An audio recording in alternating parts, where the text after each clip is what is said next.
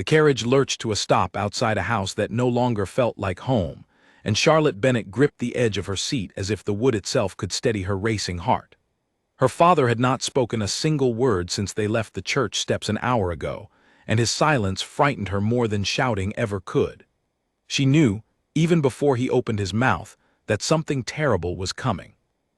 "Charlotte," he finally said, staring straight ahead instead of looking at her, "you are to be married." The words hit her like cold water.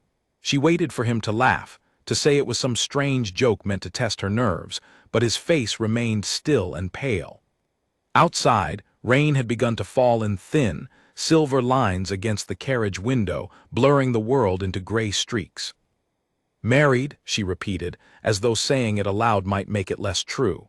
"To whom, father? I have not been courted. I have not even been introduced to anyone new this season." Her father's jaw tightened. He was a proud man, or had been before debt crept into every corner of their lives like ivy strangling a garden wall. Charlotte had watched their servants leave one by one over the past year, had seen the paintings disappear from the hallway, had noticed the fine china replaced with plain, chipped plates. She had asked no questions, because she had not wanted to hear the answers. Now, it seemed, the answer had found her anyway. "The Duke of Ravensworth," her father said at last, and the name landed in the small space between them like a stone dropped into still water. "He has agreed to settle our debts. In exchange, he asks for a wife, you." Charlotte felt the blood drain from her face.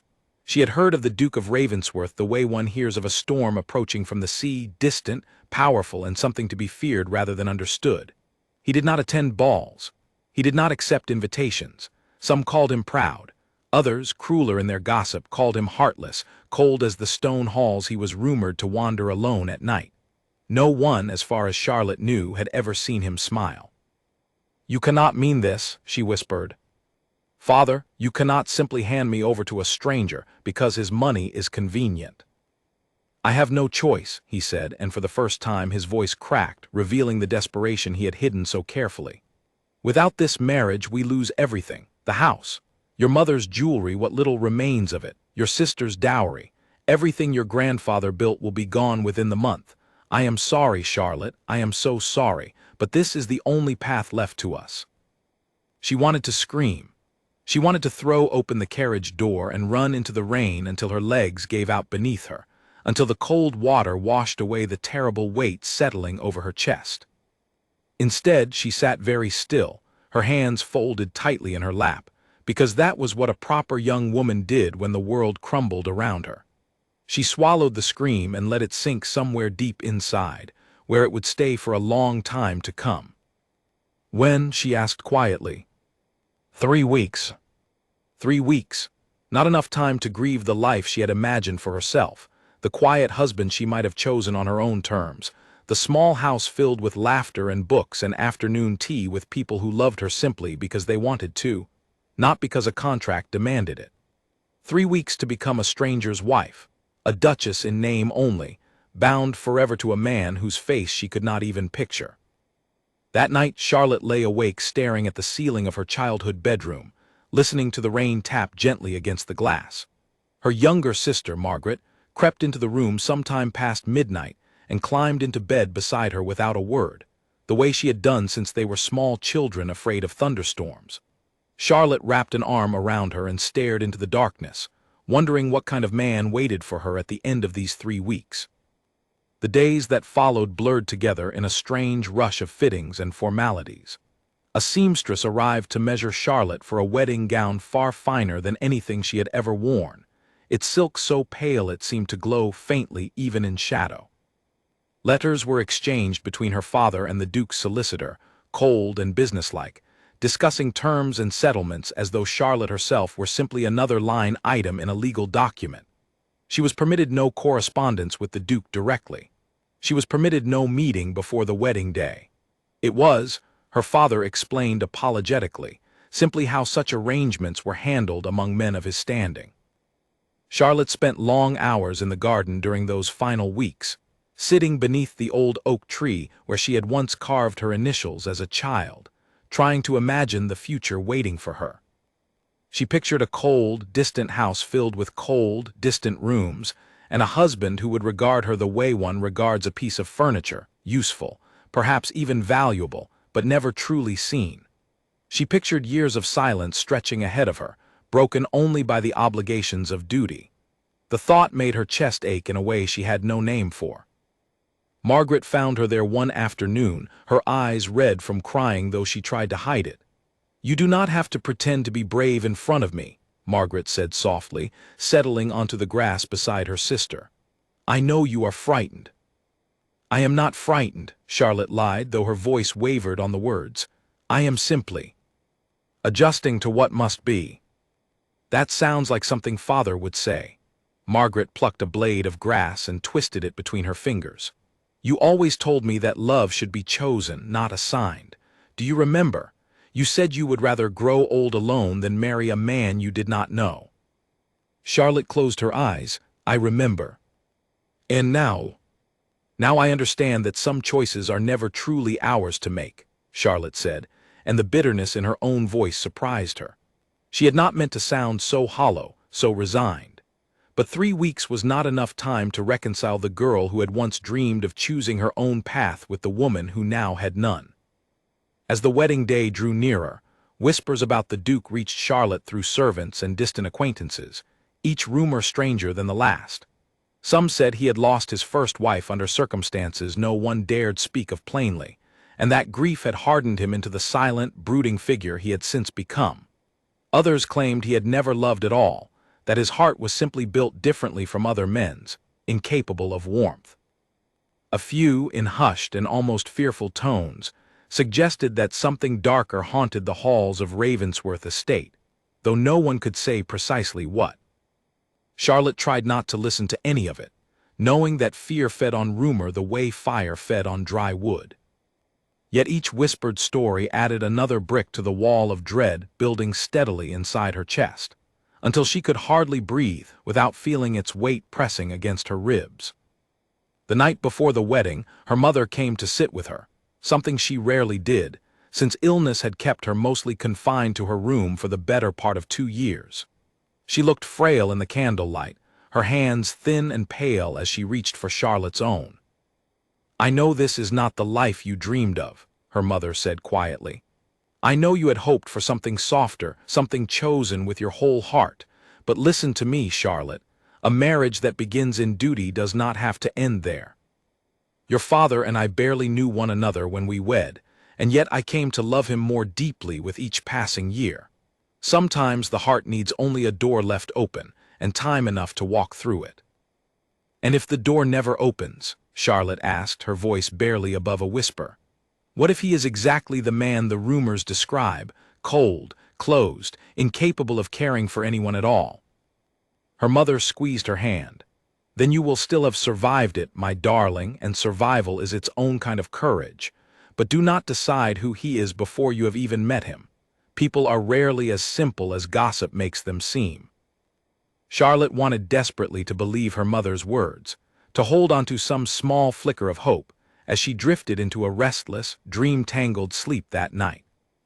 She dreamed of a tall, shadowed figure standing at the end of a long hallway, his face hidden in darkness, watching her approach without moving closer himself.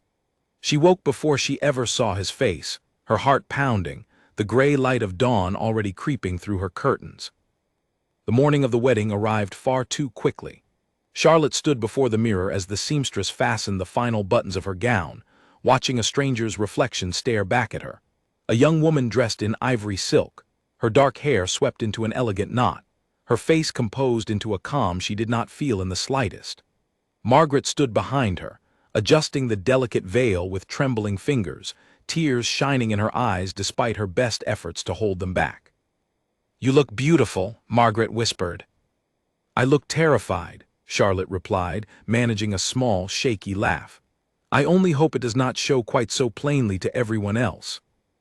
The church was small and largely empty, since the arrangement had been made quietly to avoid the sharp tongues of society, and only a handful of witnesses stood among the pews. Charlotte's father waited at the entrance to walk her down the aisle, his expression unreadable, though she noticed his hands trembled slightly as he offered her his arm. "Are you ready?" he asked. She was not, She would never truly be ready. But she nodded anyway, because there was nothing left to do but walk forward into whatever waited for her at the altar.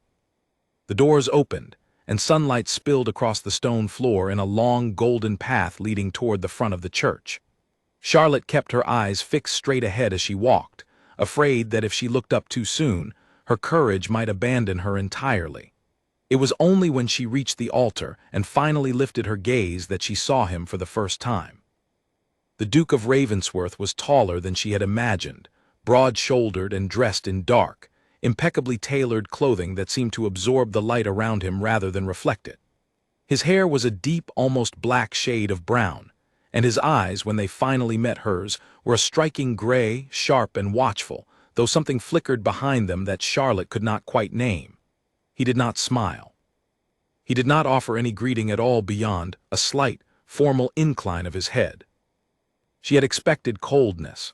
What she had not expected was the faint tension in his shoulders, the way his hands, clasped behind his back, seemed to tighten almost imperceptibly as she approached, as though he too were bracing himself against something unfamiliar. For a fleeting moment, Charlotte wondered if the Duke of Ravensworth might be just as frightened as she was, only far more skilled at hiding it. The ceremony passed in a strange, muted blur. Charlotte heard herself repeat the vows in a voice that did not quite sound like her own, felt the cool weight of a ring slide onto her finger, felt the Duke's hand, steady and warm despite everything she had heard about him, close briefly around hers.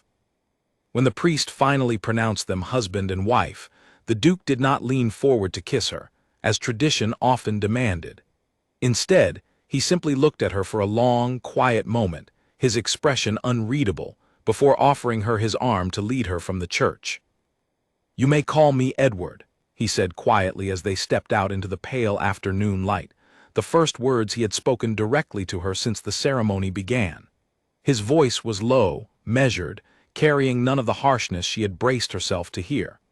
"There is no need for such formality between us now, whatever the circumstances that brought us here." Charlotte studied his profile as they walked toward the waiting carriage, searching for some sign of the cold, heartless man the rumors had promised her. She found instead a tightness around his eyes that looked almost like exhaustion, and a careful, deliberate distance in the way he held himself, as though he were used to keeping the world firmly at arm's length. She did not yet know what to make of him. She only knew that the man standing beside her was far more complicated than any rumor had prepared her for, and that her 3 weeks of dread had led her, quite unexpectedly, into a mystery she had not chosen but could no longer ignore.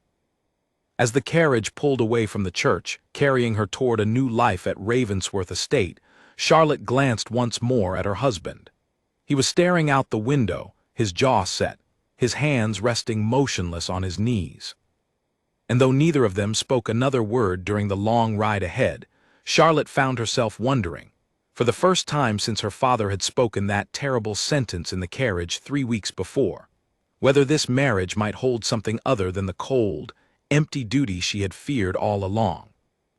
The carriage ride to Ravensworth Estate took nearly 2 hours, and for most of it, silence filled the space between them like a third passenger neither wished to acknowledge.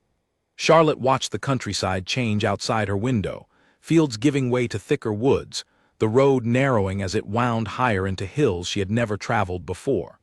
Beside her, Edward sat with his attention fixed on some point in the distance, his expression giving away nothing at all. She wanted to speak, to fill the silence with something, anything, but every sentence she considered seemed either too foolish or too revealing. What did one say to a stranger who was now, by law and by vow, one's husband? She settled instead for watching him from the corner of her eye, cataloging small details the way she might study a puzzle she had not yet learned how to solve. His hands were large but careful, resting lightly on his knees rather than clenched into fists. His posture was rigid, yet not unkind. When the carriage hit a rough patch of road and jolted sharply, he reached out instinctively to steady her before she could even react, his hand brushing her arm for only a moment before he withdrew it, as though he had surprised even himself with the gesture. "Thank you," she said softly. "The roads grow rougher near the estate," he replied, his voice quiet but not unkind. "I should have warned you." It was such a small exchange, and yet it lingered with her long after the words had faded, because it was the first true kindness he had shown her, however small, however automatic. She found herself studying him more closely after that, searching for further cracks in the composed, distant mask he wore so carefully. Ravensworth Estate rose into view just as the sun began its slow descent toward the horizon, and Charlotte could not stop the small gasp that escaped her at the sight of it. The house was enormous, built of pale gray stone that seemed to glow faintly gold in the fading light, with tall windows and ivy climbing along one entire wing. It should have felt cold, imposing, exactly the kind of house she had imagined during her weeks of dread. Instead, there was something almost beautiful in its quiet grandeur, something that made her curious rather than afraid. "It is not as unwelcoming as it looks from the road," Edward said, watching her reaction carefully. "Though I imagine that is a strange thing for me to promise, given everything you must have heard." "You know what they say about you, then?" "I know a great deal of what they say about me." His jaw tightened slightly. "Very little of it is entirely true, though I confess some of it began from truth, twisted over time into something else entirely." Charlotte wanted to ask what he meant, wanted to press further into the shadow that crossed his face when he spoke, but something in his tone told her the conversation was closed for now. She let it rest, filing the moment away with the others, small pieces of a puzzle she was determined to eventually understand. The carriage rolled to a stop in front of the entrance, where a row of servants had gathered to greet them, their faces polite but curious, clearly eager to catch their first glimpse of the new Duchess. Edward stepped out first and turned to offer Charlotte his hand, helping her down with the same careful formality he had shown throughout the day. The housekeeper, an older woman with kind eyes and gray hair pulled into a neat bun, stepped forward to greet them. "Welcome home, Your Grace," she said, addressing Charlotte with a warm smile that seemed entirely genuine. "I am Mrs. Foley. If there is anything you require, anything at all, you have only to ask." "Thank you, Mrs. Foley," Charlotte replied, grateful for the kindness in the woman's voice after such a long and uncertain day. Edward led her through the grand entrance hall, pointing out rooms as they passed with brief, efficient descriptions, his tone carefully neutral, as though he were reciting facts about a house rather than welcoming his new wife into her home. Charlotte tried to memorize the layout as best she could, though her mind remained too crowded with the events of the day to absorb much of anything. When they finally reached a set of doors near the end of a long corridor on the second floor, Edward paused. "These are your rooms," he said. "I have had them prepared according to what little information your father's household could provide about your preferences. If anything is not to your liking, you need only inform Mrs. Foley, and it will be changed." Charlotte pushed open the door and stepped inside, immediately struck by how thoughtfully the space had been arranged. The walls were painted a soft shade of blue, her favorite color, though she could not imagine how anyone connected to the Duke's household could have known that. A small writing desk sat beneath the window, stocked with fresh paper and ink, and a shelf along one wall held a modest but carefully chosen collection of books, several of which she recognized as titles she had once mentioned loving in passing conversations months ago, conversations she had not even remembered having. "How did you know?" she asked, turning to look at him, genuinely startled. Something flickered across his face, there and gone so quickly she almost missed it. "Your sister was kind enough to answer a few questions when I wrote to inquire," he admitted. "I wanted you to feel, as much as such a thing is possible under these circumstances, that this house could still become something like a home to you." Charlotte did not know what to say. She had expected indifference, had braced herself for a husband who saw her as nothing more than an obligation fulfilled, a debt repaid. Instead, she was standing in a room clearly designed with genuine care, prepared by a man rumor insisted was incapable of warmth. The contradiction unsettled her deeply, though not unpleasantly. "Thank you," she finally managed. "This means more to me than you probably realize." Edward inclined his head slightly, something almost like relief passing briefly across his features before the careful composure returned. Dinner will be served in an hour if you wish to rest before then. I imagine today has been difficult in more ways than one. He left her alone after that, closing the door softly behind him, and Charlotte sank onto the edge of the bed, finally allowing the exhaustion of the day to wash over her fully. She thought of her mother's words from the night before, about doors left open and hearts given time to walk through them, and wondered, not for the first time that day, whether Edward Ravensworth might be a far more complicated man than the rumors had ever managed to capture. Dinner that evening was a quiet affair, held in a smaller dining room rather than the grand hall Charlotte had glimpsed earlier, which she suspected was a deliberate choice on Edward's part, meant to ease the strangeness of their first meal together as husband and wife. They spoke little during the meal itself, though the silence felt less heavy than it had in the carriage, filled instead with careful, tentative attempts at conversation. He asked about her family, about Margaret, about the books she enjoyed reading. She answered honestly, watching him listen with an attentiveness that surprised her, as though her answers genuinely mattered to him rather than serving as mere social obligation. When the meal ended, Edward walked her back toward her rooms himself, rather than leaving the task to a servant, and paused outside her door as the candles along the corridor flickered softly in the evening draught. "I know this marriage was not what you would have chosen for yourself," he said quietly, his gray eyes meeting hers directly for the first time since the church. "I know it was not what I would have chosen either, had circumstances allowed me another path, but I want you to know that whatever else may lie between us, I do not intend to be cruel to you, Charlotte. You deserve far better than cruelty, whatever else this arrangement may lack." "What circumstances forced your hand?" she asked, the question slipping out before she could stop herself. "If you do not mind my asking." His expression closed slightly, though not unkindly. "Perhaps another time," he said. "Tonight has already asked enough of both of us." She nodded, understanding, though her curiosity remained sharp and unsatisfied. "Good night, then, Edward." "Good night, Charlotte." He hesitated a moment longer, as though weighing whether to say something further before simply adding, "Sleep well. Tomorrow will be gentler, I hope, than today has been." He turned and walked back down the corridor, and Charlotte watched him go until the shadows swallowed his tall figure entirely. She retreated into her room and prepared for bed slowly, her mind turning over every small moment of the day, every unexpected kindness that contradicted the cold reputation she had been warned about so thoroughly. Later that night, long after the house had settled into stillness, a soft knock sounded at her door. Charlotte's heart quickened as she rose to answer it, half expecting a servant with some late message, though something told her otherwise even before she opened the door. Edward stood in the corridor, still dressed, his expression uncertain in a way she had not yet seen from him. Custom dictated what this night was meant to hold between them, the final step required to complete their union in the eyes of both law and society, and Charlotte felt her pulse quicken with a mixture of nerves and uncertainty she could not fully name.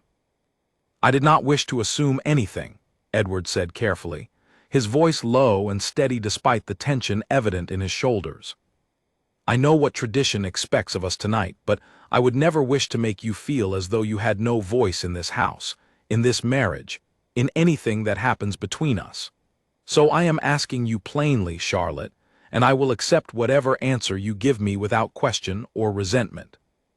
He paused, and in that pause, something in his careful composure softened into something far more vulnerable than she had yet witnessed from him. "May I proceed?"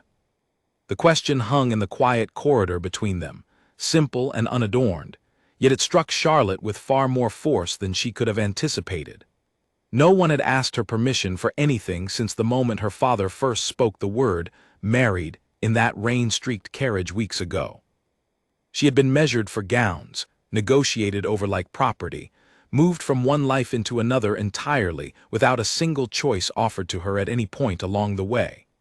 And now, standing before her in the flickering candlelight, the man rumor called cold and heartless was the very first person to ask what she wanted at all. Tears rose unexpectedly in her eyes, and she blinked them back quickly, unwilling to let him misread them as fear rather than the strange, overwhelming relief they truly were. "Yes," she finally said, her voice steadier than she expected. "Yes, Edward. You may." Something shifted in his expression then, some careful wall lowering if only slightly, and for the first time since she had met him, Charlotte thought she glimpsed the faintest trace of a smile at the corner of his mouth. It was small, barely there at all, and yet it changed his entire face, softening the sharp lines rumor had painted as permanently cold. He stepped inside, closing the door gently behind him, and Charlotte understood, standing there in the candle-lit quiet of her new home, that whatever this marriage had begun as, it was already becoming something far more complicated and far more hopeful than she had ever allowed herself to imagine. Morning arrived softly at Ravensworth, sunlight filtering through the curtains in pale golden bands that fell across the floor of Charlotte's room. She woke slowly, aware of an unfamiliar warmth beside her, and for a moment forgot entirely where she was, forgot the church, the vows, the strange and gentle question that had passed between her and Edward the night before. Then memory returned all at once, and she turned her head carefully to find him still asleep, his features relaxed in a way she suspected few people ever had the chance to witness. She studied him for a long moment, noticing details she had missed in the tension of the previous day. A faint scar traced along his jaw, nearly hidden beneath the shadow of stubble. His dark hair fell loosely across his forehead, none of the careful, controlled styling he wore during the day. Asleep, he looked younger somehow, less burdened by whatever weight he carried so carefully behind his composed exterior. He stirred a few minutes later, his gray eyes opening slowly, meeting hers with a flicker of surprise before something softer settled over his expression. "Good morning," he said, his voice still rough with sleep. "Good morning," she replied, feeling suddenly shy in a way she had not expected, given everything that had passed between them. He sat up carefully, running a hand through his disheveled hair, and for a moment neither of them spoke, the quiet stretching comfortably rather than awkwardly between them. "I trust you slept well," he finally said. "Better than I expected to, given the circumstances." She hesitated, then added, "Thank you again for last night, for asking." Something flickered across his face, quick and complicated. "I would never wish for you to feel as though you had no say in anything that happens within these walls," he said quietly. "You have already lost enough choices in coming here, Charlotte. I did not wish to take another from you." The words settled somewhere warm in her chest, and she found herself wondering, not for the first time, what had shaped a man capable of such careful consideration into someone the world insisted on calling cold and unfeeling. The days that followed fell into a gentle, unexpected rhythm. Edward, despite the demands of managing such a large estate, made time each morning to walk with Charlotte through the extensive gardens that stretched behind the house, pointing out flowers and trees with a knowledge that surprised her, given how little she had expected him to notice such small, quiet beauties. He asked about her interests, listened attentively when she spoke, and slowly, carefully began sharing small pieces of himself in return, though always with a certain caution, as though testing how much trust the moment could bear. "You garden yourself?" she asked one morning, watching him kneel to examine a cluster of roses near the garden's edge, his hand surprisingly gentle as he checked the soil. "My mother loved this garden more than any room in the house," he said, not looking up. "After she passed, I found myself continuing her work, though I could not say exactly why. Perhaps it felt like keeping some part of her alive." "I am sorry," Charlotte said softly, "for your loss." It was many years ago now. He straightened, brushing soil from his hands. "Though grief has a way of settling into a person permanently, doesn't it? Even when the sharpest pain has faded, something of it remains." Charlotte thought of her own mother's frailty, the illness that had stolen so much of her strength over the past 2 years, and nodded, understanding more than she perhaps wished to. "Yes," she agreed. "I think it does." Their conversations grew steadily easier as the days passed, filled with small observations and quiet laughter that surprised them both. Charlotte discovered that Edward possessed a dry, understated humor entirely at odds with his reputation, a wit that emerged unexpectedly during their walks and shared meals, catching her off guard until she found herself laughing more freely than she had in months. In turn, she watched him relax by degrees, his shoulders less rigid, his expression softening whenever their eyes met across the dinner table. Yet for all the warmth growing steadily between them, Charlotte noticed certain topics Edward avoided with careful, deliberate skill.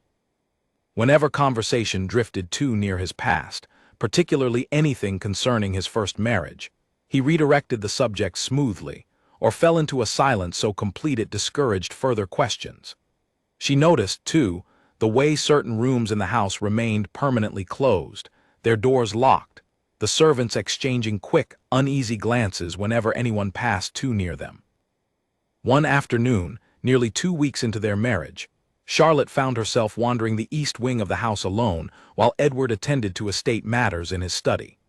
She had not intended to explore so far from the rooms she knew well, but curiosity, sharpened by weeks of careful avoidance surrounding certain subjects, led her steps further than she had planned. She paused before a heavy oak door near the end of a quiet corridor, noticing immediately that it, too, was locked, much like several others she had encountered.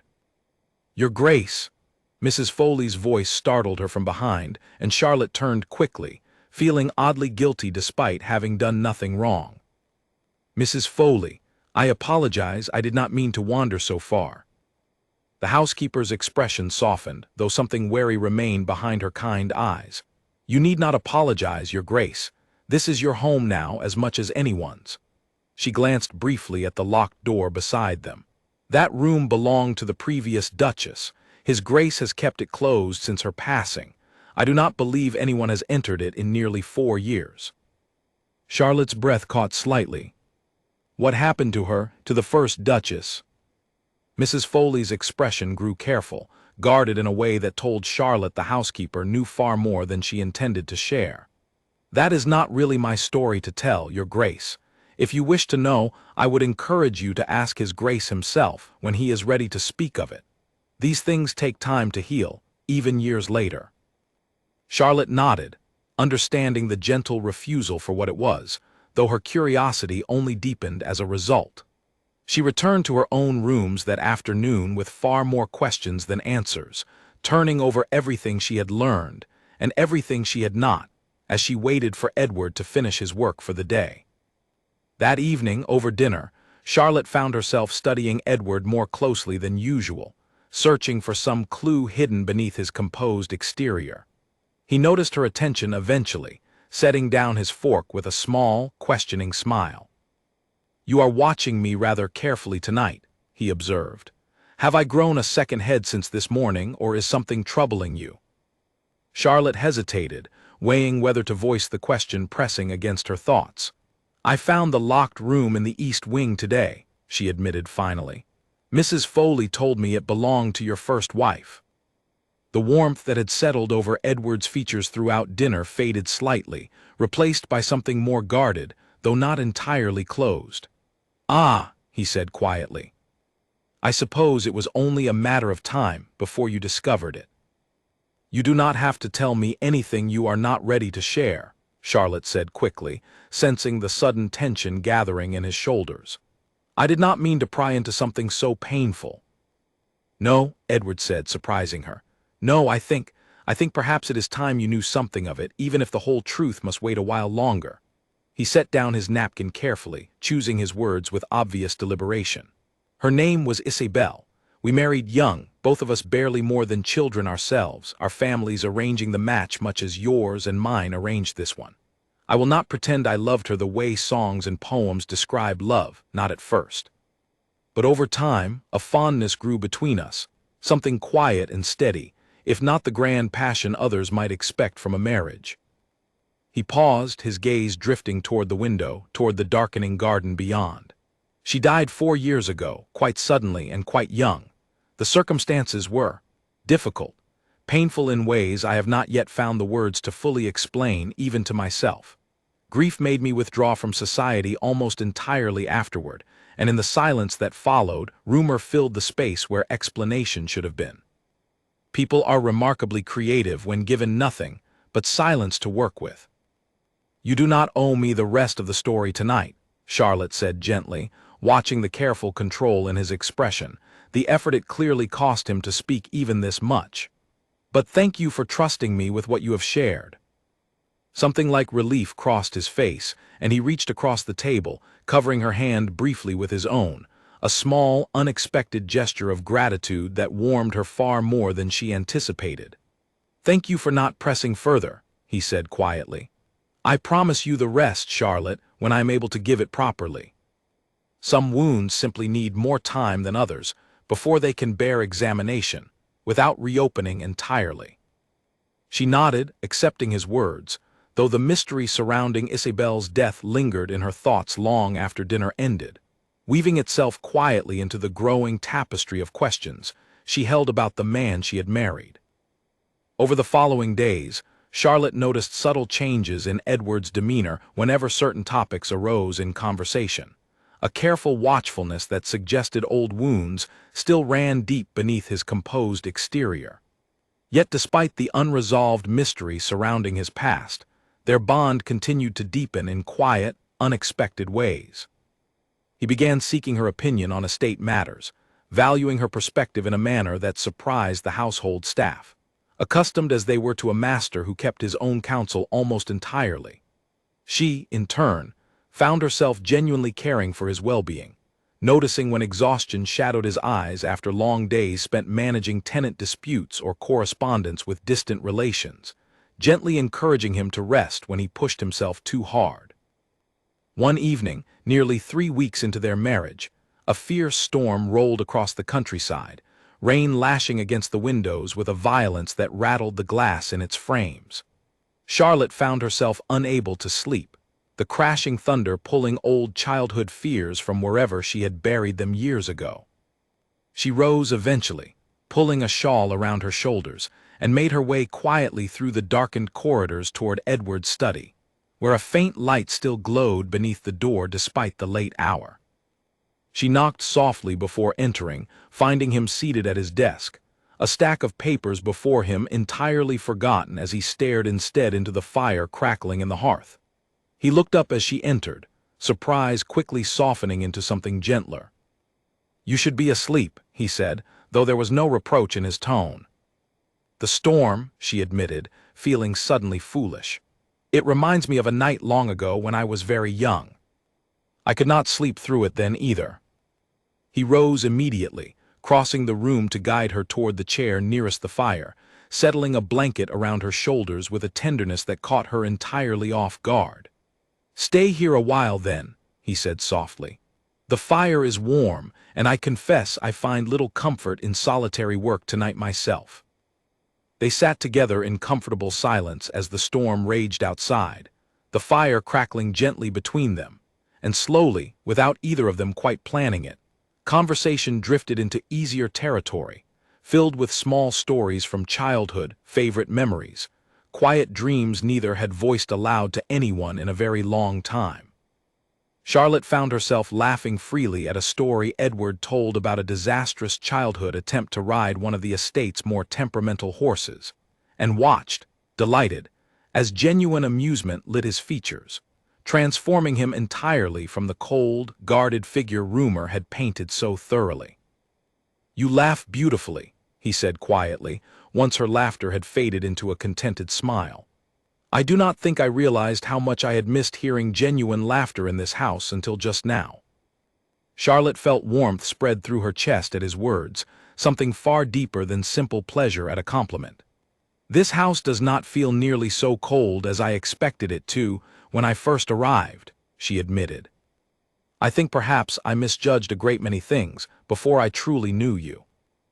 Edward's gray eyes met hers steadily across the fire-lit space between them, something unspoken passing silently in the quiet look they shared. "I hope," he said softly, "that in time you might find you misjudged nothing at all, save perhaps how quickly a stranger might come to matter to you." The storm continued outside long into the night, but within the quiet warmth of the study, something had shifted between them, subtle and undeniable, the careful distance of strangers giving way slowly to something far more tender, far more real, than either of them had dared to expect when this marriage first began. Autumn settled gently over Ravensworth as the weeks turned into 2 full months of marriage, painting the estate's many trees in shades of amber and gold that Charlotte found herself admiring during her morning walks through the garden. She had grown accustomed to the rhythms of her new life, the quiet mornings spent with Edward before his duties called him away, the shared dinners filled with conversation that never seemed to run dry, the evenings spent reading together in comfortable silence near the study fire. What had begun as a marriage born from necessity had grown, day by careful day, into something Charlotte could only describe as genuine companionship, though a small, persistent part of her heart wondered whether companionship might one day deepen into something more. Edward, for his part, had become noticeably more open in the weeks since the stormy night in his study, sharing small pieces of himself with increasing ease, though certain guarded corners of his past remained carefully protected. He had told her more of his childhood, of his mother's love for gardening, of the pressures that came with inheriting his title far younger than he had ever anticipated, following his father's sudden death when Edward was barely 20 years old. Yet whenever conversation drifted too near the final months of his first marriage, or the precise circumstances surrounding Isabel's death, he still grew quiet, his expression closing like a door gently but firmly shut. Charlotte had learned not to press, understanding instinctively that some wounds required patience rather than persistence to heal. Yet she noticed, too, small signs that something continued to weigh on him beyond simple grief.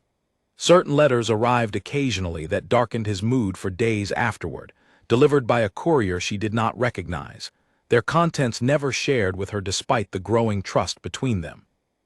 He would retreat to his study for hours after receiving such letters, and though he always emerged eventually with his composure restored, Charlotte could not shake the sense that something unresolved continued to haunt him from beyond the boundaries of simple grief. One crisp October afternoon, while walking together along the edge of the estate's eastern boundary, Charlotte finally found the courage to ask about it directly. "Those letters," she said carefully, watching his profile for any sign of the careful withdrawal she had come to recognize. "The ones that seem to trouble you so deeply, might I ask who sends them?" Edward's step slowed slightly, though he did not stop walking entirely. "My late wife's brother," he admitted after a long pause. "Lord Whitfield. He has never fully accepted the circumstances of Isabel's death, and I confess I cannot entirely blame him for his grief, however painful his continued accusations have become for me to bear." Accusations? Charlotte's stomach tightened with sudden unease. "What sort of accusations?" Edward stopped walking entirely now, turning to face her fully, his gray eyes troubled in a way she had rarely witnessed from him. "He believes I bear some responsibility for what happened to her," he said quietly. "That I failed her somehow in those final months, and that my failure contributed to the tragedy that followed. He has never stated it so plainly as accusation, not in any way that could be answered through proper legal channels, but his letters carry the weight of blame regardless, dressed carefully in grief's clothing." "Did you fail her, I mean?" Charlotte asked gently, though she immediately regretted the bluntness of the question, watching pain flicker across Edward's expression. "I have asked myself that question every day for 4 years, he admitted, his voice rough with an emotion he rarely allowed himself to show so openly. "I do not know the answer, Charlotte, not with any certainty that could satisfy either myself or her brother's grief. I know that our marriage, much like this one, began through arrangement rather than choice, and I know that I never gave her the kind of devotion I perhaps should have offered a wife, however dutiful and kind I believed myself to be at the time. Whether that failure contributed to what ultimately happened to her, I genuinely cannot say." Charlotte reached for his hand, holding it gently between both of her own. "Whatever happened, Edward, I do not believe you capable of the cruelty her brother's letters seem to suggest. I have seen enough of your heart these past 2 months to know that much, at least with certainty." Something in his rigid posture eased slightly at her words, though the shadow behind his eyes did not fully lift. "Thank you," he said quietly. "I confess I have needed to hear that more than I realized these past 4 years." Their walk continued in thoughtful silence after that, the earlier ease between them tempered now by the weight of what had been shared. Charlotte found herself turning the conversation over carefully in her mind throughout the following days, piecing together small details from earlier conversations, servant whispers she had previously dismissed, careful gaps in the story Edward had shared. She did not doubt his innocence, not truly, yet something about the situation nagged persistently at her thoughts, a puzzle missing too many pieces to form any clear picture. Nearly 2 weeks after that conversation, Edward's sister, Lady Victoria Ashworth, arrived unannounced at Ravensworth, her carriage pulling up the long drive on a gray, overcast afternoon, while Edward was away attending to tenant matters on the estate's far side. Charlotte, alone in the drawing room when word of the unexpected arrival reached her, rose quickly to greet their visitor, curious about a woman Edward had mentioned only briefly, and always with a certain careful tension she had not fully understood. Victoria proved to be a striking woman, sharp-eyed and elegantly dressed, bearing a strong resemblance to her brother in the set of her jaw and the piercing gray of her eyes. She studied Charlotte with open curiosity as introductions were made, something assessing in her gaze that made Charlotte feel, not unkindly, as though she were being carefully evaluated. "So you are the new Duchess," Victoria said, settling into a chair near the window with an easy confidence that suggested long familiarity with the house, despite her evident estrangement from her brother. "I confess I did not expect Edward to remarry so soon, given everything that happened before. How are you finding married life, if I may ask so bluntly?" "It has been surprising in many good ways," Charlotte admitted carefully, unsure how much Victoria already knew of the circumstances surrounding their marriage.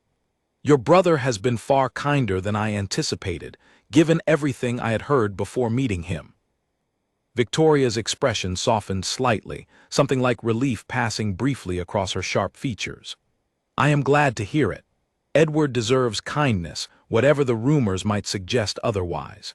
He has carried far too heavy a burden these past 4 years, largely alone and largely in silence." "You mean regarding Isabel's death?" Charlotte said carefully, watching for Victoria's reaction. Something flickered across Victoria's face, a complicated mixture of sadness and old anger that told Charlotte this subject touched a nerve far deeper than she had anticipated. "Has he told you what truly happened then?" "Only that Lord Whitfield blames him somehow, though Edward himself does not seem entirely certain how much blame he deserves." Victoria was quiet for a long moment, studying Charlotte with an expression that seemed to weigh something carefully before she finally spoke. "My brother has carried guilt for 4 years that was never truly his to bear," she said finally, her voice tight with old frustration. "Isabel's illness was not something anyone could have prevented, whatever her brother chooses to believe in his grief. She suffered from a condition of the heart that had weakened her since childhood, long before Edward ever met her, let alone married her. Her death, when it finally came, was sudden but not entirely unexpected to those who understood her condition fully." "Then why does Lord Whitfield blame him so persistently?" "Grief seeks somewhere to place its weight," Victoria said quietly. "And Edward, ever dutiful, ever careful to shoulder responsibility even where none truly belongs to him, has allowed himself to become that place, rather than correcting a narrative that was never fair to begin with. He believes, foolishly I might add, that defending himself too vigorously would somehow dishonor Isabel's memory, as though grief and truth cannot coexist peacefully within the same story." Charlotte felt something shift within her chest, a mixture of relief and renewed tenderness for the man she had married. "He has never told me any of this so plainly." "He would not," Victoria said, a small, sad smile touching her lips. "My brother has spent 4 years believing silence was somehow a form of respect toward Isabel's memory, even as that same silence allowed cruel rumor to paint him as something far colder and crueler than he has ever truly been. I have tried for years to convince him otherwise, without success. Perhaps you might succeed where I have failed, given how quickly he seems to have grown to trust you." The conversation shifted after that toward lighter subjects, though Charlotte's mind remained occupied with everything Victoria had shared, turning the new understanding over carefully as she considered how best to approach Edward once he returned home.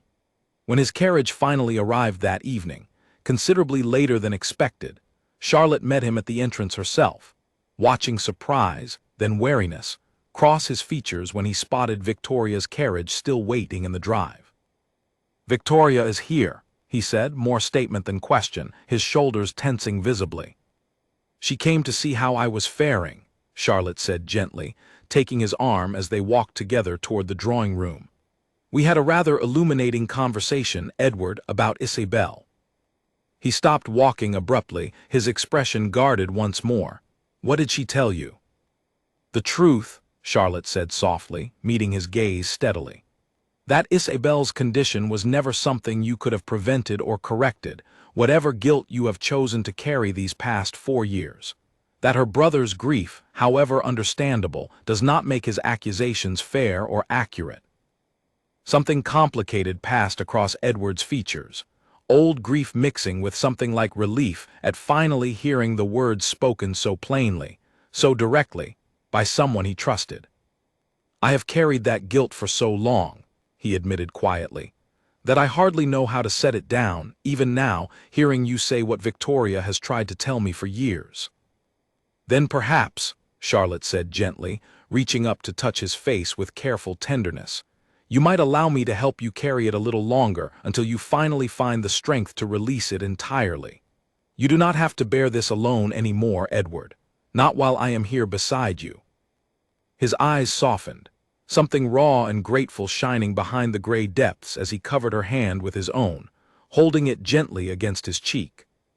"I do not know what I did," he said quietly, "to deserve such kindness from you, given everything that brought us together." "Perhaps," Charlotte replied softly, "you simply needed someone willing to see past the rumors, to the man actually standing beneath them." They stood together in the quiet entrance hall for a long moment, the weight of old grief slowly beginning to loosen its grip, replaced gradually by something warmer, something that felt, for the first time since this strange and unexpected marriage had begun, remarkably close to genuine hope. Winter arrived early that year, dusting the fields around Ravensworth with a thin layer of frost that sparkled beneath pale morning sunlight. Charlotte had grown so accustomed to the rhythms of her new life that the anxious, frightened young woman who had first arrived at the estate months earlier felt almost like a stranger to her now, a distant memory belonging to someone else entirely. Yet despite the deepening warmth between herself and Edward, and despite Victoria's reassurances regarding Isabel's death, Lord Whitfield's letters continued to arrive with unsettling regularity, each one growing slightly more pointed, slightly more accusatory than the last. Edward had begun sharing the contents of these letters with Charlotte more openly since their conversation following Victoria's visit, no longer retreating entirely into silent isolation whenever one arrived. Yet Charlotte noticed his hands trembled slightly each time he broke the seal, old wounds reopening despite months of healing, and she found herself growing increasingly protective of the fragile peace they had built together. "He grows bolder," Edward said one evening, setting down the latest letter with a troubled expression, the fire crackling softly in the study hearth beside them. "He speaks now of seeking a formal inquiry into Isabel's death, 4 years after the fact, claiming new evidence has come to his attention that warrants reconsideration." Charlotte's stomach tightened with unease. What sort of evidence could possibly exist after all this time? "I do not know," Edward admitted, running a hand through his hair in a gesture of frustration she had come to recognize well. "Grief can convince a person of many things that logic alone would never support. I fear Lord Whitfield has spent 4 years searching for someone to blame, and has finally convinced himself he has found sufficient cause to act on that blame publicly, whatever the actual truth of the matter might be." "Could such an inquiry actually proceed, after so much time has passed?" "Possibly," Edward said grimly, "though it would require considerable influence and connection to force the matter through proper channels after so long. Lord Whitfield possesses both, unfortunately, given his standing within certain circles of society." Charlotte reached for his hand across the small table between them, offering what comfort she could despite the worry gathering steadily in her own chest. "Whatever happens, Edward, you will not face this alone. I meant what I said before. I intend to stand beside you through whatever comes, however difficult it may prove to be." Something in his expression softened at her words, though the worry lingering behind his eyes did not fully fade. "I do not deserve such loyalty," he said quietly, "given how little I have given you in return for it, beyond a marriage born from necessity and burdened now with old grief that was never truly yours to carry." "You have given me far more than you realize," Charlotte replied gently. "Kindness when I expected coldness, patience when I expected indifference, and trust, slowly but genuinely earned, which I have come to value more than I ever anticipated when this marriage first began." They sat together in comfortable silence after that, the weight of Lord Whitfield's continued accusations pressing at the edges of their conversation, without fully overwhelming the warmth that had grown steadily between them over the preceding months. Yet as the weeks passed and winter deepened its grip on the countryside, the situation grew increasingly urgent, culminating finally in a formal notice arriving at Ravensworth informing Edward that Lord Whitfield had indeed succeeded in petitioning for a private inquiry into the circumstances surrounding Isabel's death, scheduled to take place within the month. The news struck the household like a physical blow, and Charlotte watched Edward retreat, however briefly, into the guarded, distant composure she remembered from their earliest days together, old defenses rising instinctively against renewed threat. Yet this time, rather than allowing him to withdraw entirely into isolated silence, Charlotte refused to let the distance between them grow unchecked. "We will face this together," she told him firmly, one evening as they sat in his study reviewing the formal notice for perhaps the 10th time. "I intend to speak with Lord Whitfield myself, if necessary, and with anyone else whose testimony might help clarify the truth of what actually happened to Isabel." "Charlotte, this is not your burden to carry," Edward protested, though the protest lacked real conviction, as though he recognized already that she would not be easily dissuaded. "It became my burden the moment I chose to love you," Charlotte said quietly, the words slipping free before she had fully considered their weight, though she found she did not wish to take them back once spoken aloud. Edward went very still, his gray eyes fixed on hers with an intensity that made her breath catch slightly. "You love me?" he asked softly, as though testing the words carefully, uncertain whether he had understood correctly. Charlotte felt heat rise in her cheeks, though she held his gaze steadily despite the sudden vulnerability of the moment. "I believe I have, for some time now, though I confess I had not fully admitted it, even to myself, until just this moment." Something transformed entirely in Edward's expression then, months of careful restraint finally giving way to something raw and unguarded that Charlotte had glimpsed only in fragments before now. He rose from his chair and crossed the small distance between them, kneeling before her chair to take both her hands gently in his own. "I have loved you, I think, since that first night you asked nothing more of me than honesty," he said quietly, his voice thick with emotion he no longer attempted to hide. "I did not dare hope you might come to feel the same, given the circumstances that brought us together, given everything you sacrificed to become my wife against your own choosing. But hearing you say it now, Charlotte, means more to me than I have words to properly express." She reached down to touch his face gently, tears gathering unbidden in her eyes as months of careful, growing affection finally found honest voice between them. "Then let us face whatever comes together," she said softly. "Whatever Lord Whitfield believes he has discovered, whatever this inquiry might bring, we will meet it as partners, not as a duke bearing his burden alone while his wife watches helplessly from the shadows." Edward pressed a gentle kiss to her hands, his composure finally breaking entirely as quiet tears of his own traced down his face, 4 years of carefully guarded grief and guilt finally finding release in the safety of her presence. "Thank you," he whispered, "for seeing past everything the world believed about me, to find whatever it is you actually love." The inquiry, when it finally convened 3 weeks later in a formal chamber within London itself, proved every bit as difficult as Edward had feared. Lord Whitfield presenting his grief-fueled accusations with a passionate conviction that swayed several members of the assembled panel, despite the thin evidence supporting his claims. Yet Charlotte remained steadfastly at Edward's side throughout the proceedings, offering quiet strength during recesses, and ultimately providing testimony herself regarding Edward's character, drawn from months of genuine observation rather than mere loyalty alone. It was Victoria's testimony, however, supported by the estate's longtime physician who had attended Isabel throughout her final illness, that ultimately proved decisive, laying out clearly and medically the precise nature of the heart condition that had claimed Isabel's life, a condition documented and understood long before Edward had ever entered her life through their arranged marriage. The panel, after careful deliberation, ultimately dismissed Lord Whitfield's petition entirely, formally clearing Edward's name of any wrongdoing regarding his first wife's death.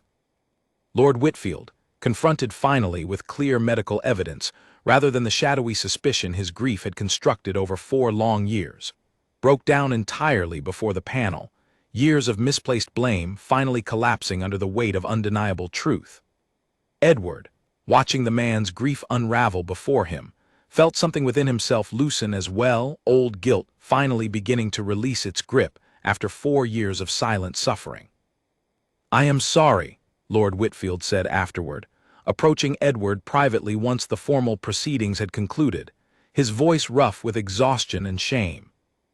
"I searched so desperately for someone to blame for losing her that I convinced myself you were somehow responsible, when the truth was simply that grief needed somewhere to place its unbearable weight."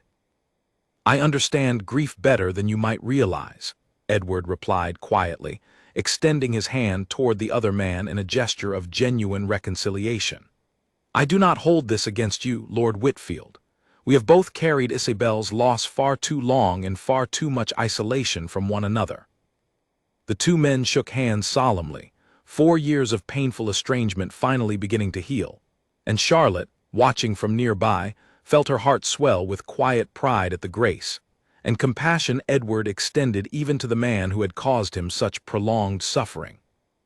As they finally left the chamber together that evening, stepping out into the cool London air with the formal cloud of suspicion permanently lifted from Edward's name, he turned to Charlotte with an expression of profound gratitude and relief. "You gave me back my freedom today," he said softly, pulling her close despite the public setting.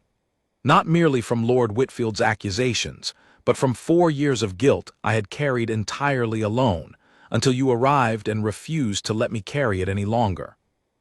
"We faced it together," Charlotte reminded him gently, "as I promised we would."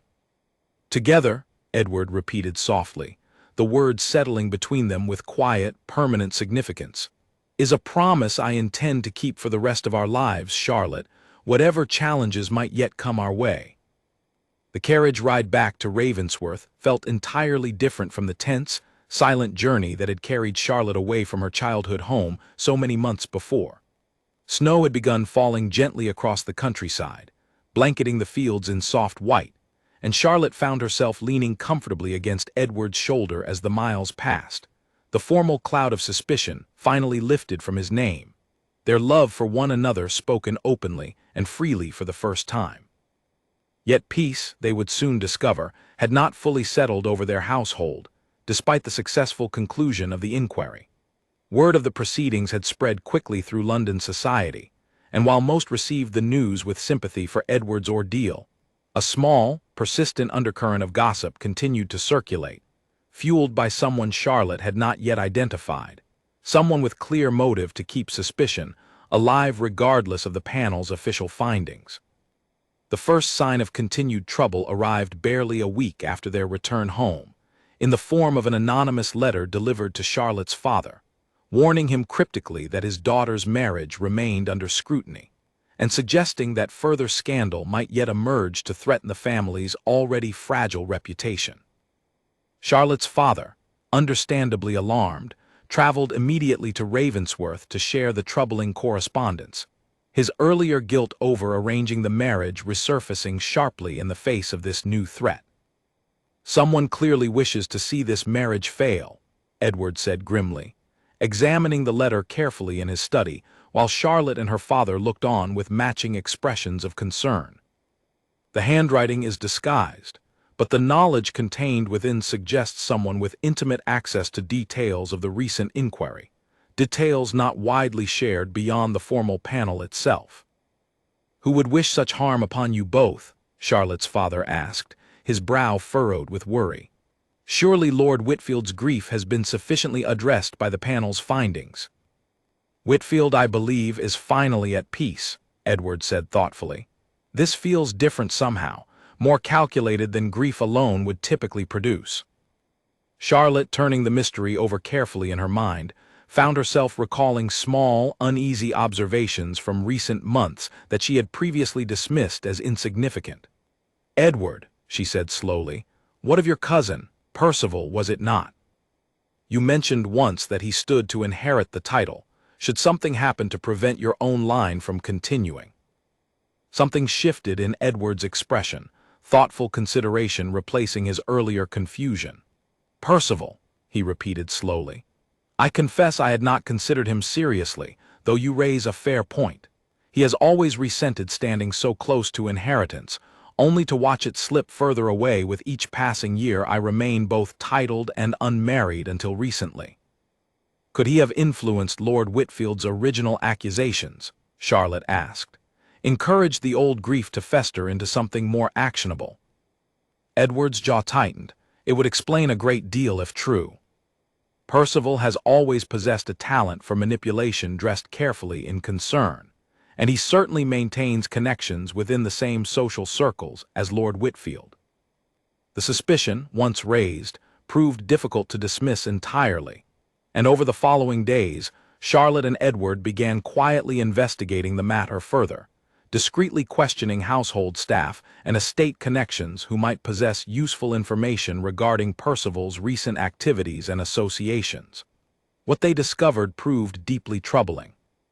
Percival had, in fact, corresponded regularly with Lord Whitfield throughout the 4 years following Isabel's death, subtly encouraging the grieving brother's suspicions with carefully worded letters that stopped just short of outright accusation, while consistently reminding him of details that kept old wounds freshly open rather than allowing natural healing to occur. More troubling still, further inquiry revealed that Percival had recently accumulated significant debts of his own, debts that a successful claim to the dukedom, however unlikely such a claim might have originally seemed, would conveniently resolve entirely. With Edward's reputation sufficiently damaged, and no immediate heir yet produced from his new marriage, Percival apparently believed sufficient doubt might eventually persuade certain influential connections to reconsider succession entirely, particularly if further scandal could be manufactured to cast doubt on the legitimacy or stability of Edward's current marriage. "He means to destroy what we have built together," Charlotte said one evening, anger rising sharply as the full scope of Percival's scheme became increasingly clear through their careful investigation.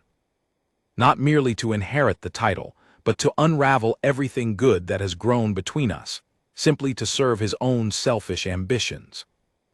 "I will not allow it," Edward said firmly, determination replacing the earlier weariness that had shadowed his features throughout the ordeal with Lord Whitfield. "We have already survived one attempt to tear this marriage apart through false suspicion. I do not intend to let Percival succeed where grief itself ultimately failed." Together, they devised a careful plan to expose Percival's manipulation definitively, gathering concrete evidence of his correspondence with Lord Whitfield, along with documentation of his mounting debts and clear motive for wishing to see Edward's reputation permanently ruined. Victoria, once informed of her cousin's apparent scheme, proved invaluable in the effort, possessing connections within London society that allowed her to discreetly verify several crucial details regarding Percival's recent financial troubles and social maneuvering. The confrontation finally came at a winter gathering hosted by mutual acquaintances, an event Percival had specifically arranged to attend, apparently hoping to observe firsthand whatever damage his anonymous letter might have inflicted upon Edward and Charlotte's public standing. Instead, he found himself facing a united front, entirely unprepared for his continued scheming. "Cousin," Edward said coolly, approaching Percival directly in the crowded ballroom, Charlotte standing steadily at his side. "I believe we have matters requiring private discussion, regarding certain correspondence you have maintained with Lord Whitfield these past 4 years. Percival's expression flickered with poorly concealed alarm, though he attempted to maintain his composed facade before the watching crowd. "I do not know what you mean, Edward. Whatever accusations someone has fed you, I assure you they hold no merit." "We have copies of your letters," Charlotte said quietly but firmly, watching Percival's confidence crumble slightly further at her words. "Along with clear documentation of the substantial debts, a successful claim to Edward's title would so conveniently resolve for you." The color drained entirely from Percival's face as understanding dawned that his careful scheme had been thoroughly uncovered. "This is a misunderstanding," he attempted weakly, though the surrounding guests had already begun taking notice of the tense exchange unfolding before them. "I think not," Edward said, his voice carrying just enough for nearby guests to overhear clearly.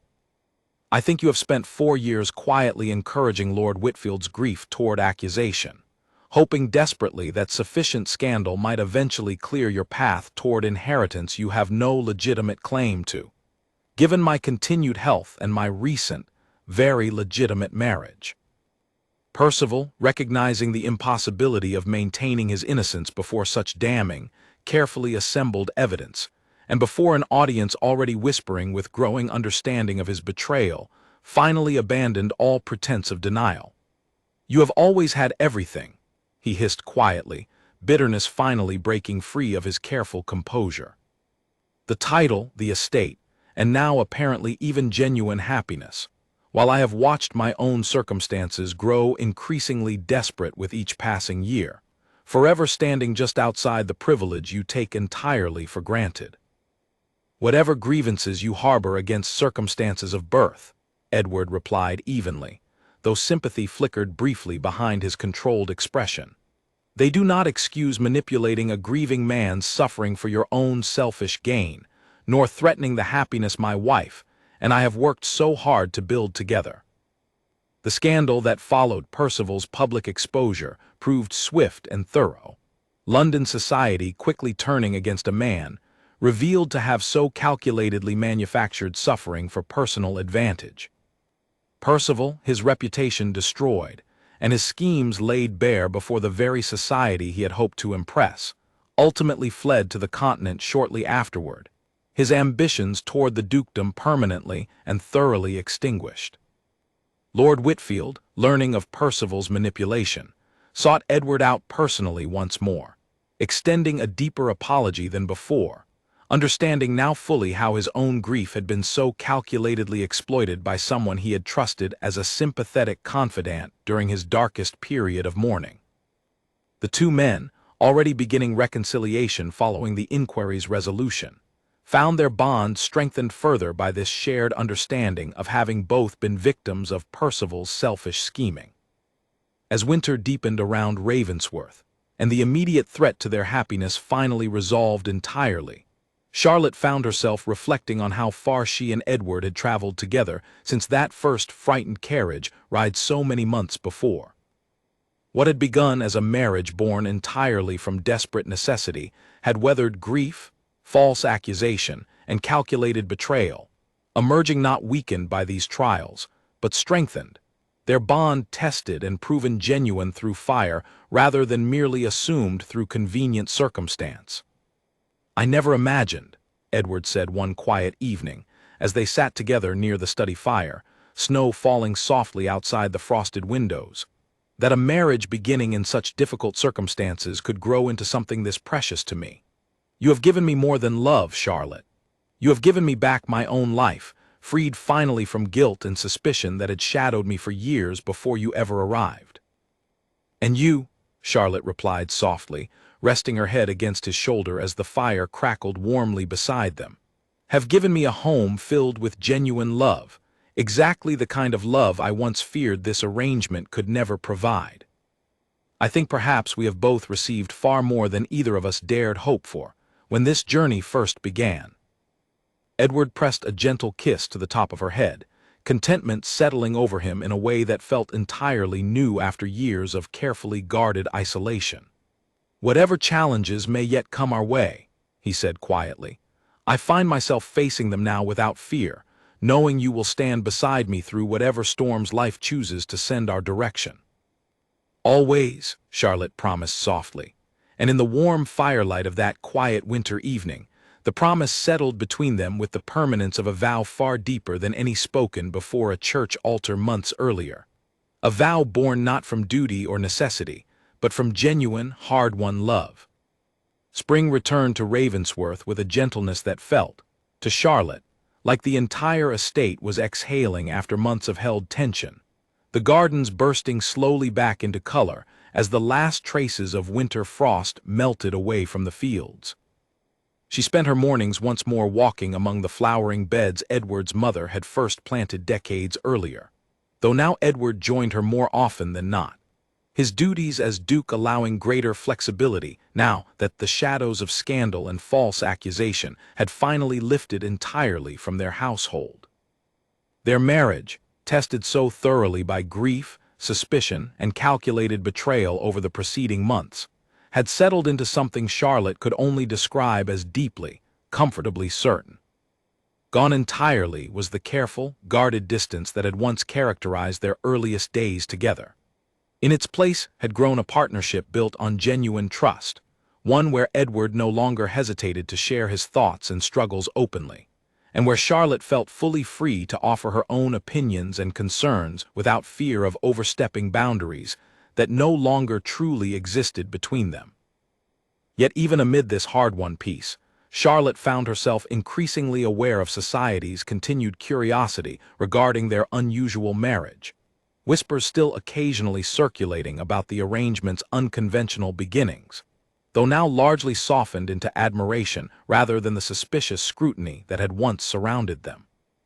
Invitations began arriving with increasing frequency as spring progressed, London's social season approaching with its usual flurry of balls, dinners, and gatherings, many hosts apparently eager to witness firsthand the Duke and Duchess whose story had become, in certain circles, something of a quiet legend. "Are you certain you wish to attend so many events this season?" Edward asked one afternoon, reviewing a stack of invitations with visible reluctance, his preference for quiet solitude still occasionally resurfacing despite months of genuine happiness. "I would understand entirely if you preferred we decline most of these, given everything we have already weathered together." Charlotte considered the question thoughtfully, recognizing the genuine concern behind it. "I think," she said finally, "that perhaps it is time we stopped hiding from society's curiosity, Edward, and instead simply allowed people to see for themselves exactly what kind of marriage we have actually built together, rather than continuing to let rumor and speculation fill the space where truth might otherwise stand plainly visible." Edward studied her for a long moment, something like admiration flickering behind his gray eyes. "You have grown remarkably brave," he observed quietly, "since that frightened young woman who first arrived here, uncertain of what kind of husband awaited her."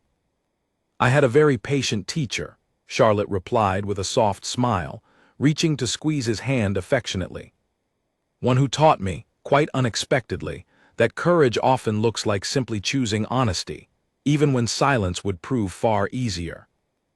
They attended several gatherings together over the following weeks, and Charlotte found herself genuinely enjoying the return to society, no longer burdened by the anxious uncertainty that had once accompanied every social interaction during those difficult early months of their marriage. Edward, too, seemed to relax gradually into these renewed social obligations, his natural reserve softening in Charlotte's steady presence, allowing glimpses of warmth and dry humor that surprised many acquaintances long accustomed to viewing him as distant and unapproachable.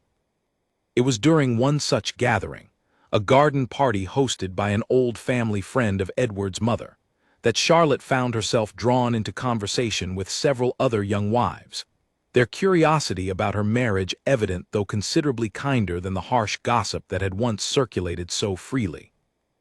"I confess I was quite surprised when I first heard of your arrangement," admitted one woman, a Mrs. Caroline Ashby, whose own marriage had similarly begun through family arrangement rather than personal choice.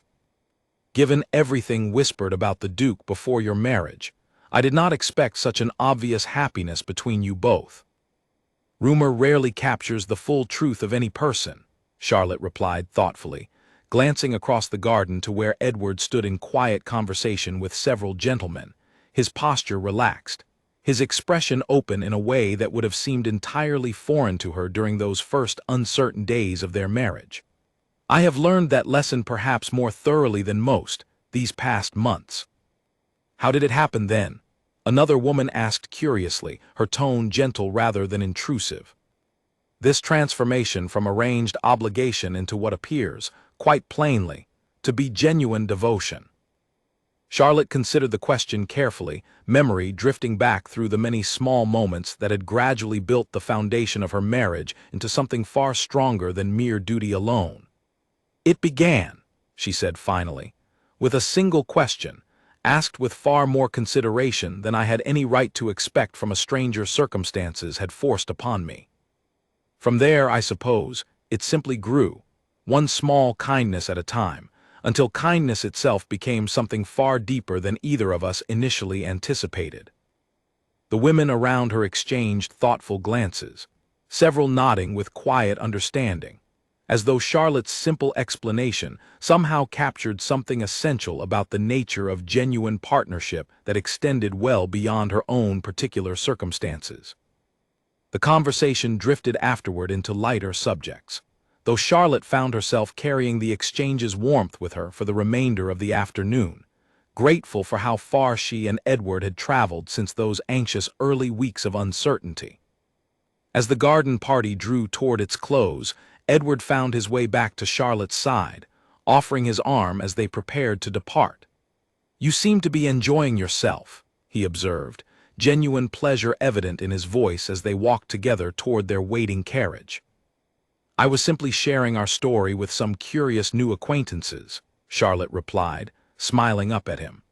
"Though I confess the telling of it reminded me how remarkably fortunate we have both been, despite everything difficult we have faced along the way." "Fortunate," Edward repeated softly, considering the word carefully as their carriage pulled away from the gathering. "I do not think I would have described our beginning as fortunate, not while it was happening. Forced marriage, sudden scandal, calculated betrayal from my own cousin. None of it felt particularly fortunate in the moment." "No," Charlotte agreed, leaning comfortably against his shoulder as the carriage rolled homeward through the golden light of late afternoon. "But perhaps fortune sometimes reveals itself only in hindsight, once we can finally see the full shape of where difficult beginnings eventually led us." Edward pressed a gentle kiss against her hair, contentment evident in every line of his relaxed posture. "Wherever this particular path has led us," he said quietly, "I find myself grateful for every difficult step along the way, knowing it ultimately brought me to exactly where I find myself now, beside a woman I love more deeply with each passing day."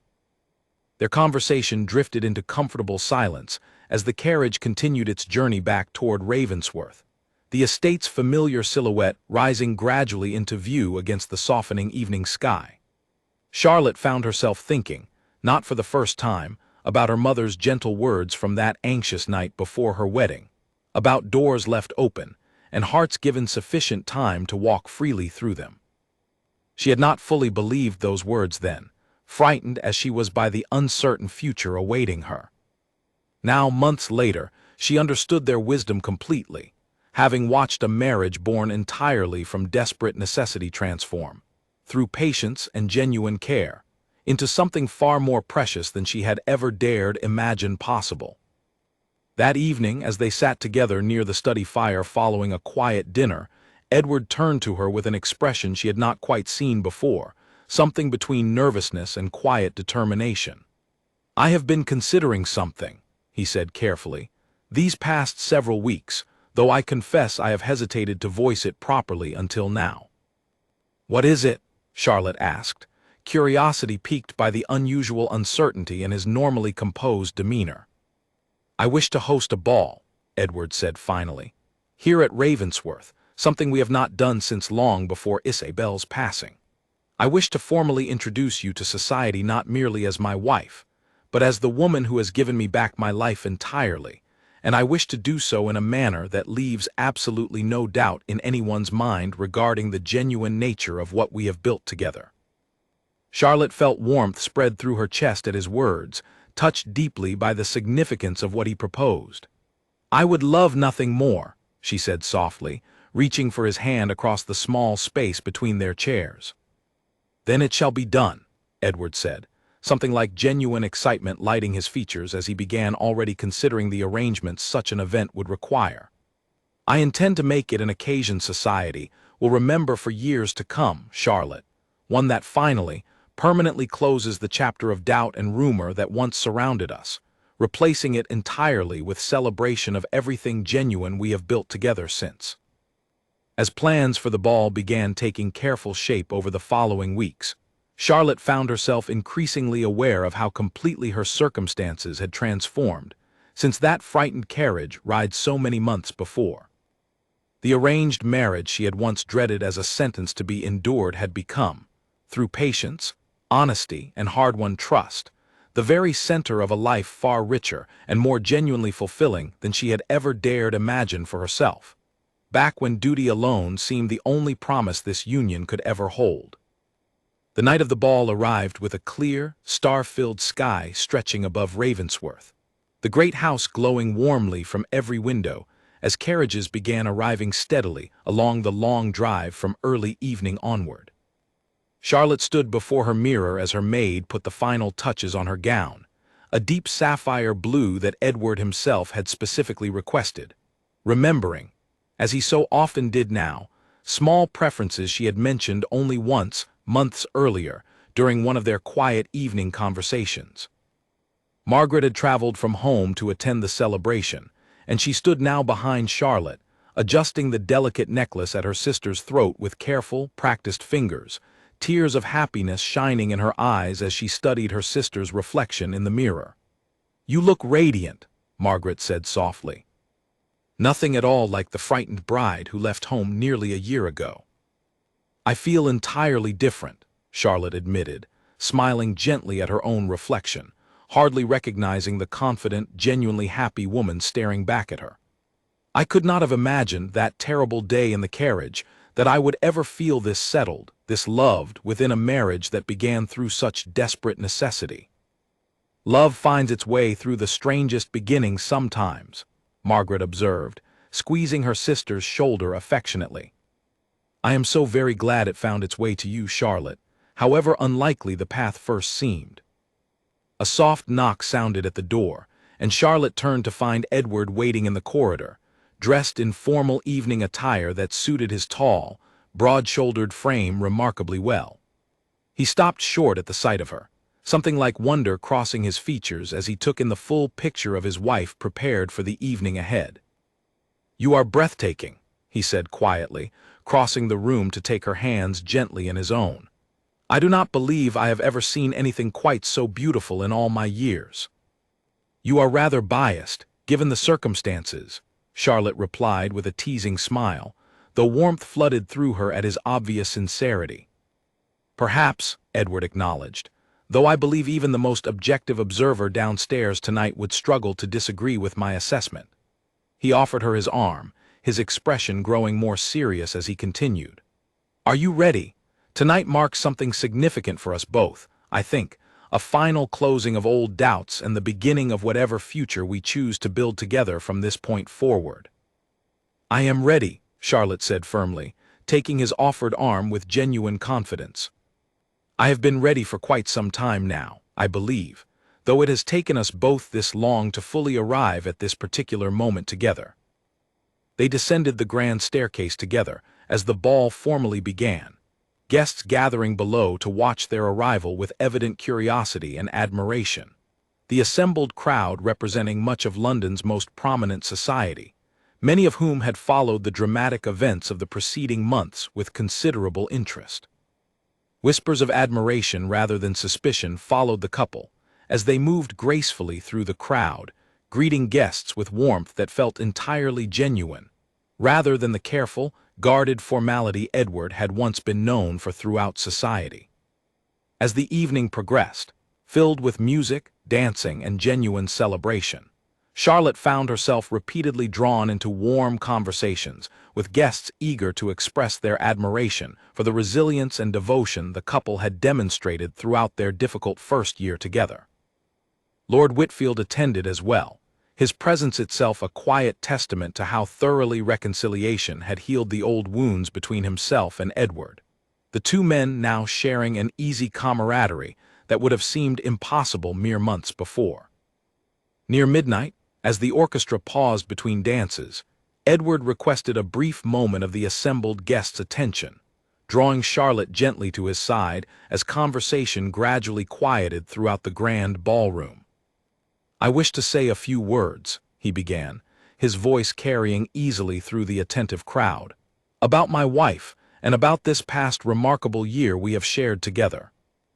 Charlotte felt her cheeks warm as every eye in the room turned toward them, though Edward's steady presence beside her lent her the courage to meet the crowd's attention without flinching.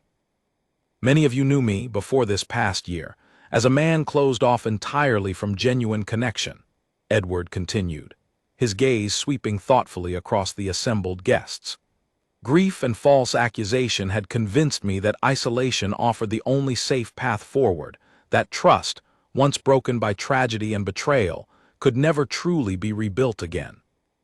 I was wrong, and I am deeply grateful to have been proven wrong, by a woman who arrived into my life through circumstances neither of us chose. Yet who chose, time and again, to offer honesty, patience, and genuine care despite having every reason to withhold such gifts from a stranger fate had forced upon her." He turned to look directly at Charlotte now, his gray eyes soft with unmistakable devotion. "Charlotte did not merely restore my reputation, though she certainly helped accomplish that difficult task alongside me. She restored my faith in genuine partnership itself, in the possibility that even the most difficult beginnings can grow, through patience and honesty, into something far more precious than either party initially dared hope for. I am, quite simply, a better man for having married her, and I wish tonight before all of you to make that gratitude plainly known." The assembled guests broke into warm applause, several wiping away genuine tears at the evident sincerity behind Edward's words. Charlotte, her own eyes bright with emotion, reached up to gently touch his face, uncaring of the watching crowd around them. "You give me too much credit," she said softly, though her voice carried enough for those nearby to hear. "You were always capable of this warmth, Edward, this devotion. You simply needed someone willing to wait patiently while you rediscovered it within yourself." "Then perhaps," Edward replied, his voice thick with emotion, "we simply discovered it together, each of us learning something essential from the other that neither of us could have found entirely alone." He drew her close then, and before the assembled crowd, pressed a gentle, unhurried kiss to her lips, the kind of kiss that spoke of genuine devotion rather than mere social obligation, drawing another wave of warm applause from guests genuinely moved by the obvious sincerity of the moment. When they finally parted, Charlotte found herself laughing softly through happy tears, overwhelmed by the completeness of the transformation her life had undergone since that frightened carriage ride nearly a year before.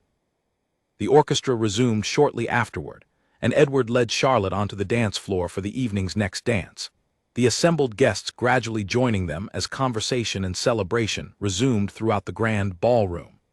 As they moved together through the familiar steps of the dance, Charlotte found herself reflecting on the remarkable journey that had brought her to this precise moment. Surrounded by warmth and genuine happiness she could never have anticipated during those anxious weeks before her wedding. "Do you remember," she asked softly, as they turned gracefully together beneath the ballroom's glittering chandeliers, "that first night when you asked whether you might proceed, rather than simply assuming what tradition demanded of us both. "I remember it clearly," Edward replied, his expression softening at the memory. "I remember wondering whether such a small gesture could possibly matter, given everything else weighing so heavily against us at the time." "It mattered more than you could have known," Charlotte said quietly. "It was the first moment I understood that whatever this marriage might eventually become, you intended to build it with genuine respect for my own voice, my own choices, rather than simply claiming what circumstance and contract had granted you." "I am glad," Edward said softly, drawing her slightly closer as the dance continued around them, "that such a small question could plant the seed for everything that has grown between us since. I do not think I fully understood, in that uncertain moment, how completely it would come to define the entire foundation of our marriage." "Respect given freely," Charlotte mused softly, "has a way of growing into something far deeper than either party initially intends, I think." "Into love," Edward finished quietly, his gray eyes warm with unmistakable devotion as their dance drew gently toward its close. "Genuine, lasting love, built not from the desperate circumstances that first brought us together, but from every small choice we made afterward to trust one another, honestly and completely, despite every reason we might have found to remain guarded instead." As the dance ended and the assembled guests applauded warmly around them, Charlotte rested her head briefly against Edward's shoulder, overwhelmed by quiet gratitude for the remarkable turn her life had taken since that terrible, rain-streaked carriage ride nearly a year before. What had begun as her father's desperate attempt to save their family from financial ruin, a forced arrangement she had once dreaded as a sentence rather than a beginning, had grown, through patience, honesty, and genuine care, into the truest, most cherished love of her entire life. "Thank you," she whispered softly, meeting Edward's warm gaze as the ballroom celebration continued joyfully around them, "for asking that first simple question, and for every honest choice you made afterward to build something real between us, rather than settling for the cold obligation duty alone might have allowed." "Thank you," Edward replied, pressing a tender kiss to her forehead as their dance drew to its natural close, "for choosing, again and again, to trust a stranger circumstance forced upon you, and for teaching me, through your patience and genuine devotion, exactly what true partnership could actually mean. Whatever difficult path first brought us together, Charlotte, I would choose this same journey again, without hesitation, simply to arrive once more at this precise, precious moment beside you." Around them, the ball continued long into the night, music and laughter filling every corner of Ravensworth's grand halls, the estate itself seeming to glow with genuine warmth for the first time in many years.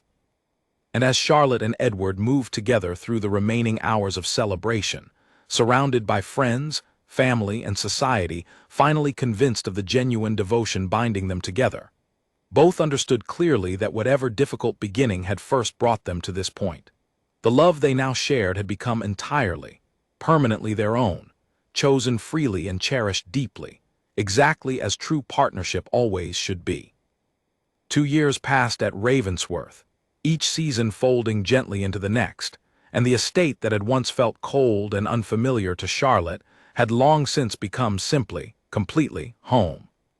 She stood now in the same garden where she had first walked beside Edward during those early, uncertain weeks of their marriage, watching sunlight filter through branches heavy with early summer blossoms, and found herself smiling at how completely her life had transformed since that frightened young woman first arrived along the long drive, uncertain of what awaited her.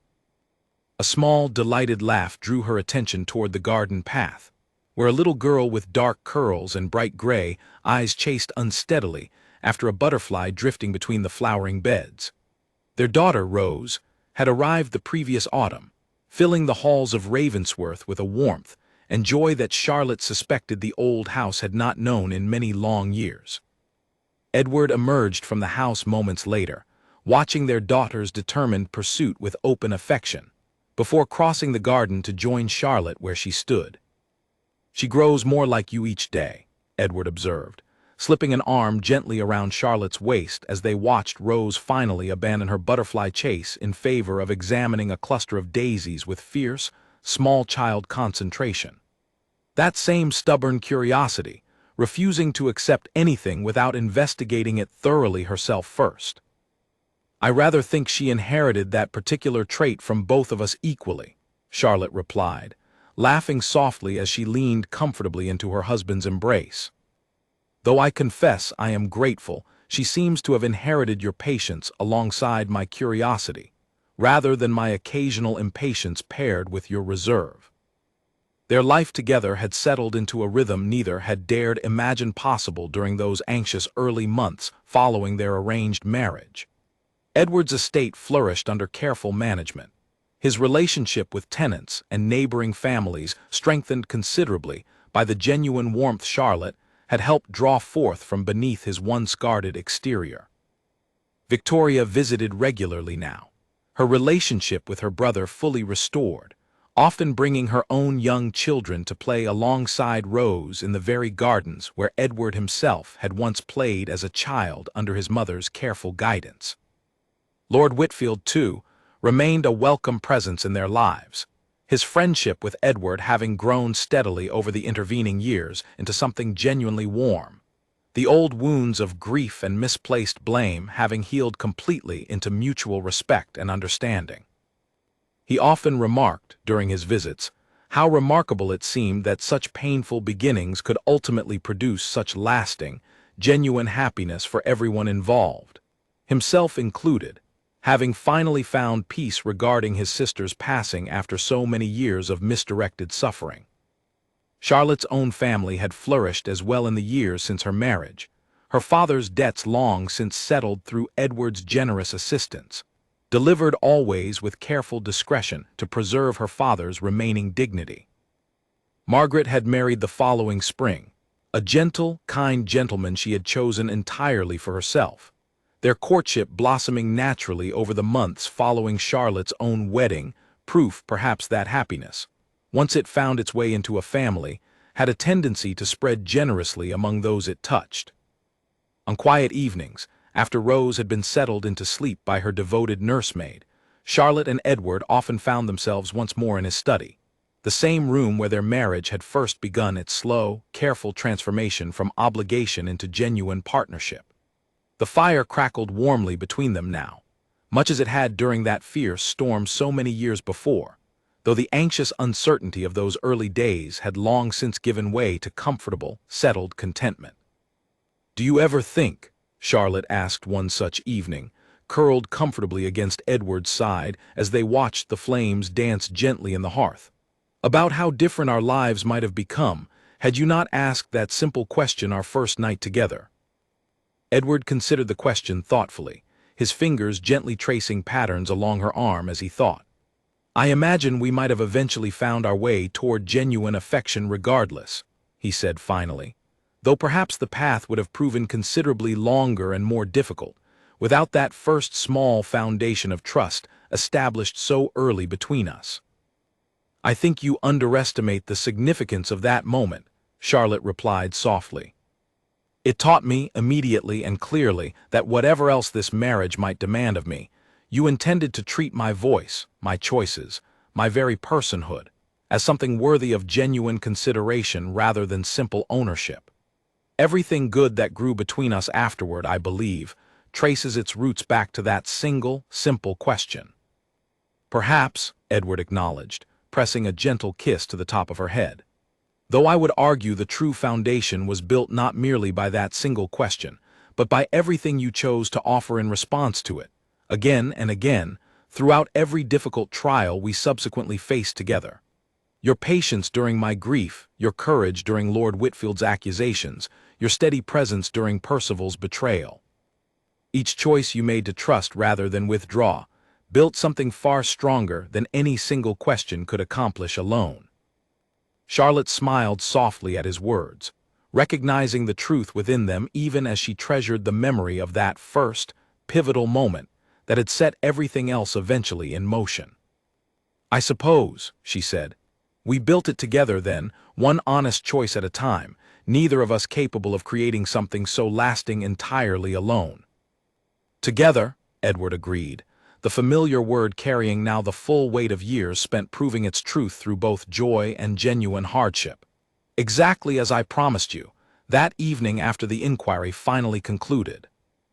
They sat together in comfortable silence for a while longer, the fire slowly settling into gentle embers as the evening deepened around them, until eventually Charlotte spoke again, her voice thoughtful in the quiet room. "I received a letter from Mrs. Ashby today," she mentioned. "The friend I made during our first season back in society, following the ball. She writes that her own arranged marriage has grown considerably warmer since we last spoke, and she credits, in part, the encouragement I offered her that afternoon regarding patience and honest communication within difficult beginnings." "You have become something of an example, then," Edward observed with quiet pride, "for others facing similarly difficult circumstances to those we once navigated ourselves." "I suppose I have," Charlotte agreed, a soft smile touching her lips at the thought.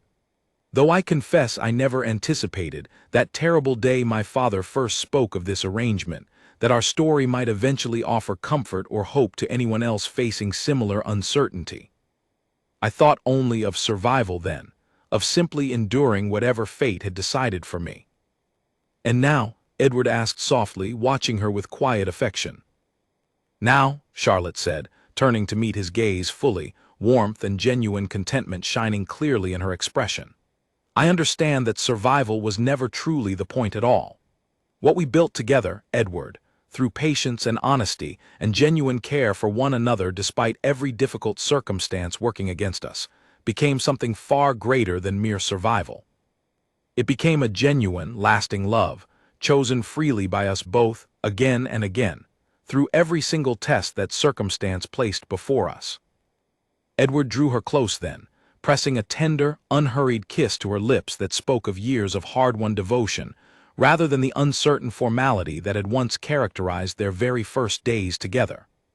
"I love you," he said softly, the simple words carrying the full weight of everything they had built together since that frightened carriage ride first brought them into each other's lives.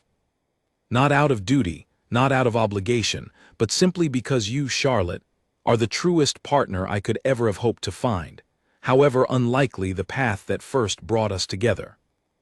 "I love you too," Charlotte replied, her voice steady with genuine certainty as she rested her head against his shoulder, listening to the gentle crackle of dying embers in the hearth beside them. Completely and without any reservation at all. Outside, beyond the study's tall windows, the summer evening deepened gently into twilight, stars beginning their slow emergence across the darkening sky above Ravensworth.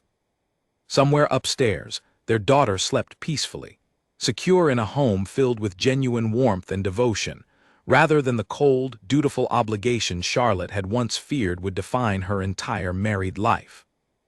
And here, in the quiet study where their own transformation had first begun so many years before, Edward and Charlotte remained together, contentment settling comfortably between them, proof enough that even the most difficult, unwanted beginnings could grow, through patience and genuine honesty, into a love strong enough to last an entire lifetime, chosen freely and treasured completely, exactly as true partnership always should be.